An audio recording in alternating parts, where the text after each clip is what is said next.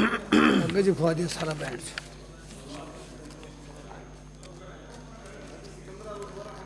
ये बीजेपी वाले तो नहीं ले गए आपके कागज निकाल के? कोई बात नहीं, ले जा दिया, अपना आदमी है।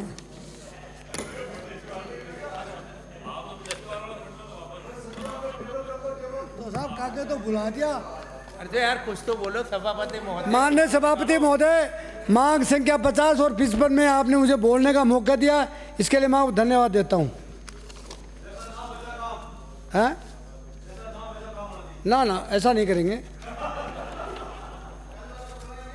बाबू सिंह जी। मैंने बुलाना साहब, मैंने बोल लूँगा निकल तुम्हें। प्रारंभ करें। नजर को बदलो नज़ारे बदल जाते हैं, नजर को बदलो नज़ारे बदल जाते हैं, सोच को बदलो सितारे बदल जाते हैं, कश्तियाँ बदलने की जरूरत नहीं, दिशा को बदलो तो किनारे अपने आप बदल जाते हैं।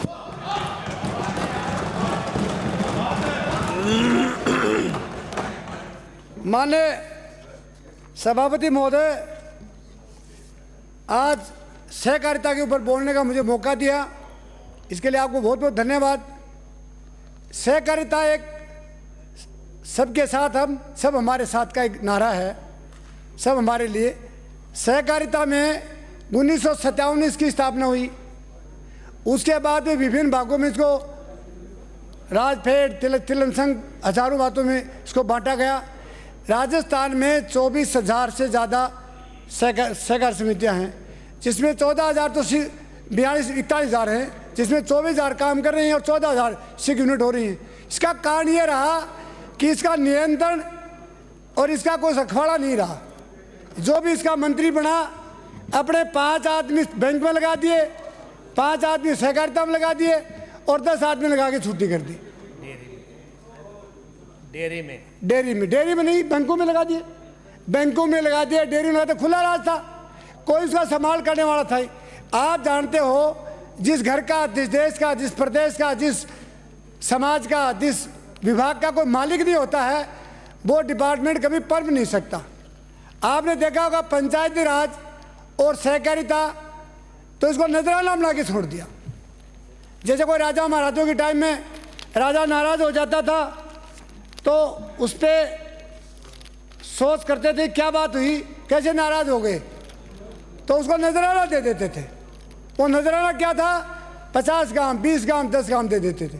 इसी तरह हालात ये हो गए कि कोई भी छोटा नेता नाराज हो जाता है तो बड़े नेता उसको नजराना देते, पंचायतों को खा लो, नगर पालिकाओं को खा लो और सहकारिता को। ये डिपार्टमेंट को पनपने नहीं दिया। पंचायतों की हालात आपको सबको मालूम है, नगर पालिकाओं की हालत का आपको सबको मालूम है।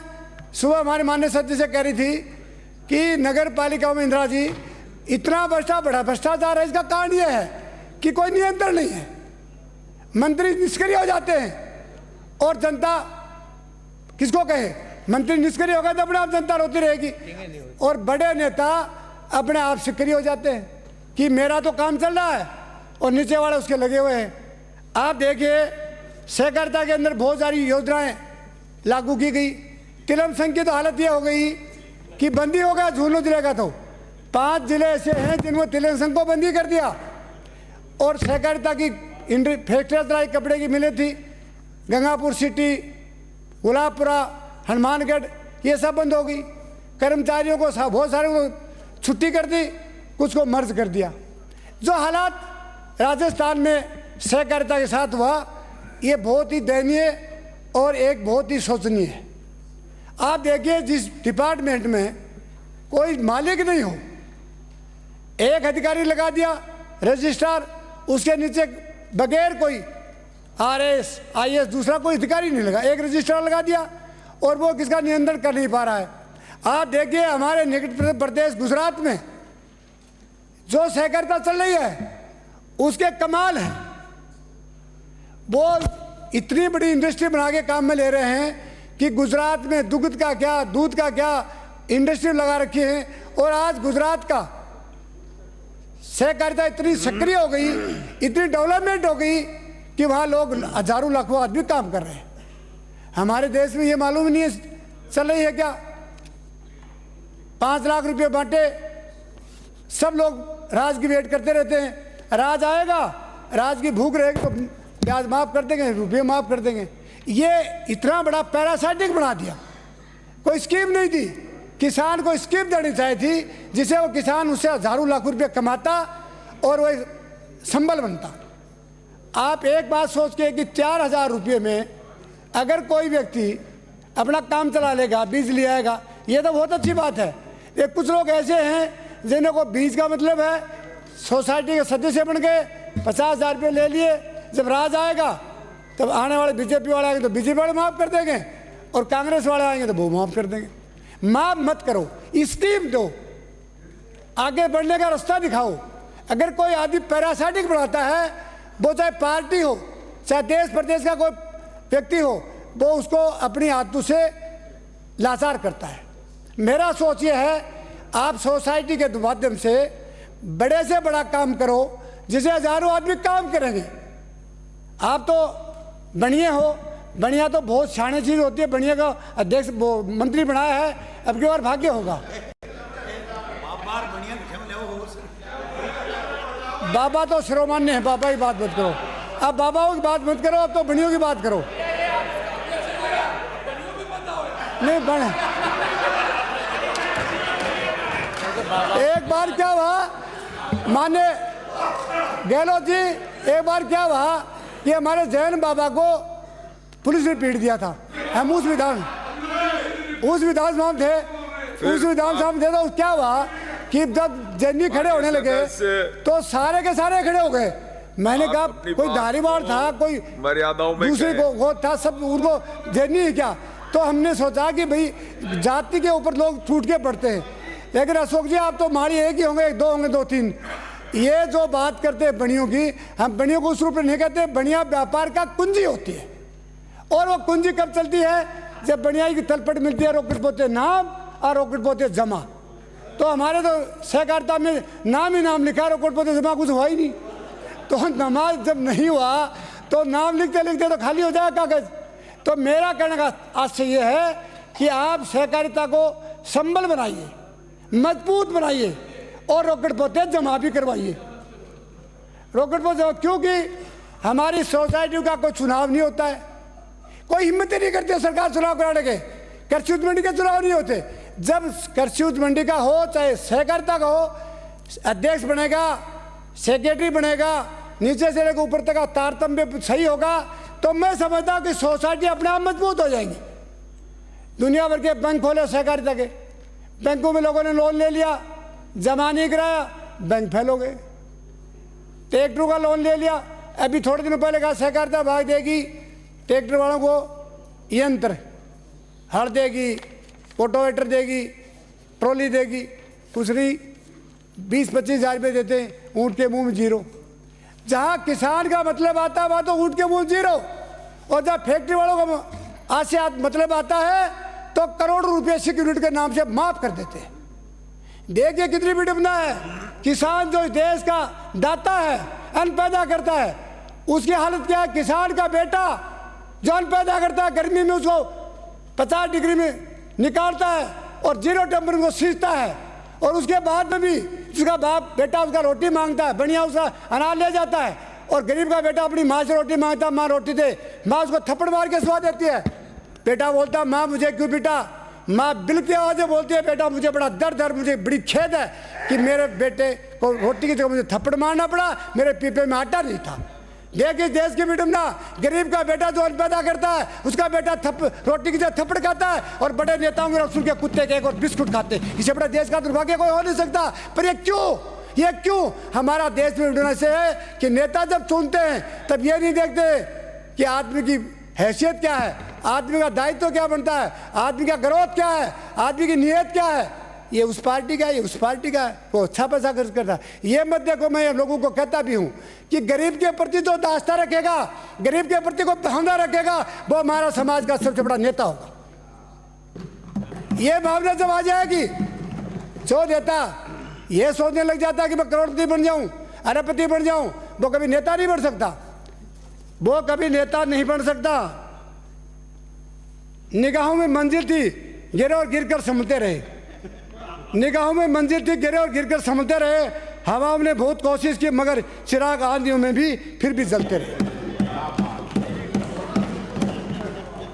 मेरा यही आशय है कि मैं हमेशा दिल से बात करता हूं कि कोई व्यक्ति राजनीतिक में आने के बाद जनता के साथ धोखाधड़ी करता है, विश्वासघात करता है और जनता को केवल झूठे दासे देता है और उसको गुमराह करता है, उससे बड़ा देशद्रोही को हो नहीं सकता। जब हमने दुनिया में आकर के काम करने का सोच लिया तो उसके बाद धोखा किस बात का। आज मुझे खुशी है, जब शादी में जाते हैं तो बनड़ा अच्छा होता है तो सारा गांव खुश होता है। तो हमारा आज माननीय खाद्य मंत्री जी एकदम तन धन के आए, बनड़े आज यही कभी सापा नहीं बांधते हैं। आज कौन सी क्रीम लगाई मालूम नहीं, क्रीम भी अच्छी लगा रखी है, कपड़ा भी नया पहने का और सापा बांध गए हैं। स्प्रे में लगाया गया, स्प्रे की सूंद हमारे पास आ नहीं रही है, स्प्रे सूंद आपके पास आती है, स्प्रे की सुगंध आपके पास आती है, हमारे पास नहीं आई है। करें क्या?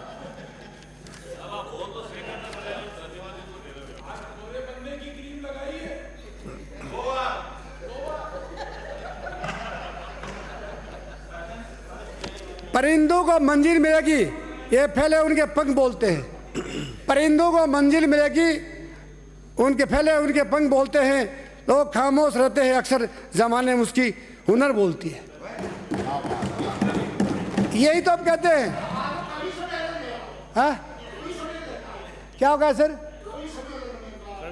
कवि सम्मेलन में भाग नहीं लेना। है, आप लोगों के दिल की भावना को जगाने का सम्मेलन है। सभापति महोदय, श्रवण जी एक मिनट, श्रवण जी एक मिनट, श्रवण जी एक मैं मिनट, जगा रहा हूँ, एक मिनट, सोए हुए श्रवण जी एक मिनट, पार्टी एक सदस्य सभापति महोदय, फैशन हो गया है वक्ताओं का कविता सुनाने का, और इसलिए उस पर मैंने 4 लाइनें अभी भी लिखी है। बात हदों से पार हो गई, कविता खुद बेजार हो गई, परेशान हो गई। बात हदों से पार हो गई, कविता खुद बेजार हो गई, असली कवि गुमनाम हो गए और नकली की भरमार हो गई। जमीन पर बैठ के क्यों आसमान देखते हो? जमीन पर बैठ के क्यों आसमान देखते हो? पंखों को खोल, जमाना सिर्फ उड़ान देखता है।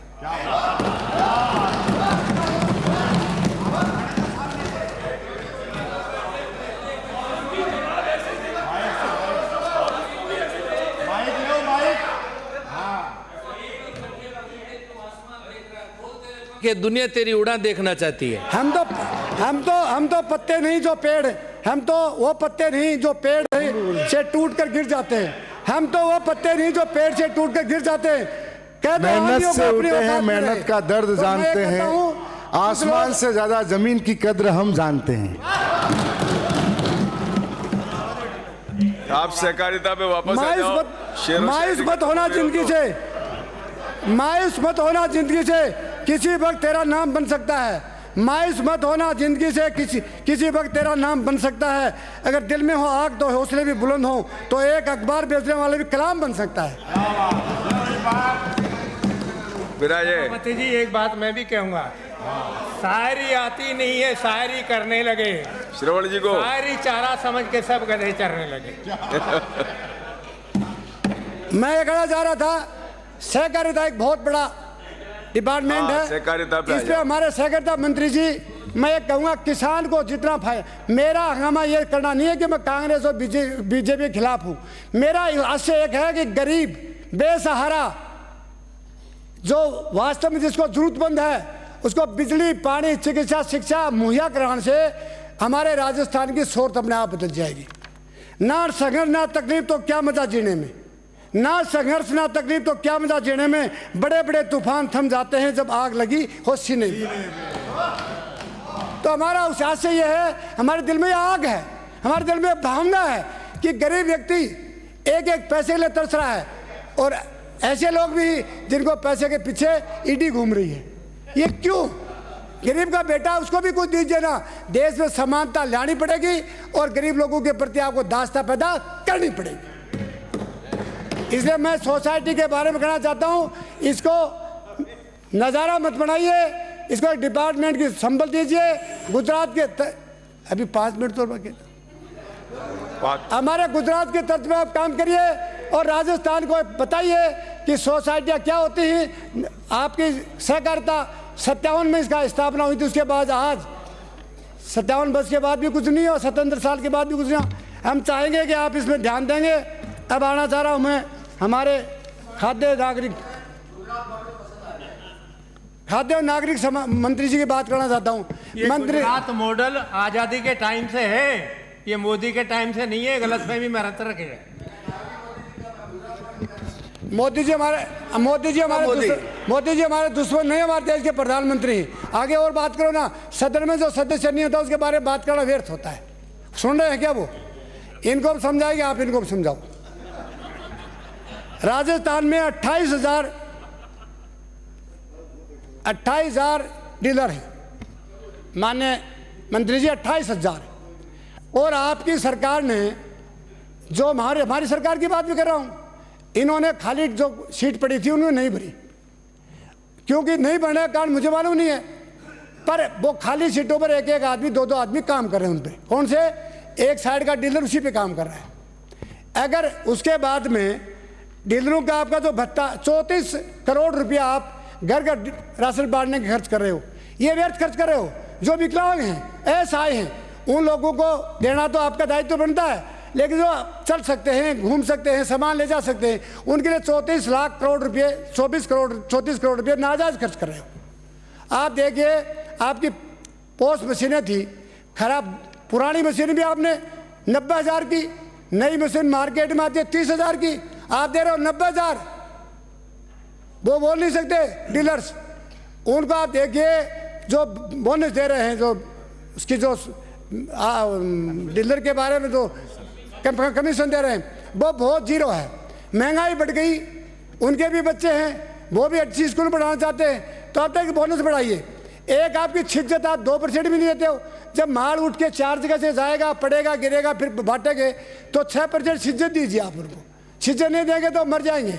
आप देखिए, एक तो सबसे बड़ी बात, जब पोस्ट मशीन लगाई थी, उस मशीन का रुपया 90,000 किया। एक बार तो हमारे खाद्य मंत्री था, उसने कहा हम गेहूँ पीस के देंगे आटा। मैंने कहा आटा क्यों देंगे? बोला आपको क्या पीड़ा है? मुझे हो सकता है वो बाकली बना के खाएगा तो कहाँ से खाएगा? वो बाकली बना के खाएगा तो कहाँ से खाएगा? अगर गेहूँ होंगी जब तो बाकली बना लेगा, आटा बना लेगा। आपको कच्चा आटा बना के दे दोगे तो क्या कच्चा आटा खाएगा? बोला आपको पीड़ा। मैं जो कोई पीड़ा नहीं, मैं डीलर हूँ, मेरे को डीलर वो आदमी है जो जिसने वास्तव में बेचारे ने सब कुछ किया, उसको कुछ नहीं मिला। एक जो हमारे डीलर्स के बारे में बताना चाह रहा हूँ कि उनकी भी ज़रूरत है। आप मेहरबानी करके और एक काम कर दो, उनकी जो पैसे बढ़ाने हैं ना, ये तो पैसे बढ़ाओ। एक ये जो पोस्ट मशीन है, इसको कम से कम आप उसके लिए पैसे वापस दिलाओ। और एक ट्रांसपोर्टेशन का जो काम कर रहे हो आप एजेंटों के माध्यम से, ये सहकारिता क्यों नहीं देते? क्रय विक्रय क्यों नहीं देते? आप जबरदस्ती इसको बढ़ावा दे रहे हो प्राइवेटेशन को। जब हमारे पास सोसाइटी है, हमारे पास क्रय विक्रय है, तो अपने आप डालेंगे नहीं जा करके, और पूरा सामान जाएगा। आप इसमें मेहरबानी करके, मैं लास्ट में एक बात करना चाहता हूँ सर, एक मिनट। उजाले अपनी यादों के हमारे साथ रहते दो, उजाले अपनी यादों के हमारे साथ रहने दो, फिर दूर तलक रह रात होगी। मुसाफिर तो तुम भी हो, मुसाफिर हम भी हैं, किसी न किसी मोड़ पे मुलाकात तो जरूर। धन्यवाद श्री प्रताप गमेती।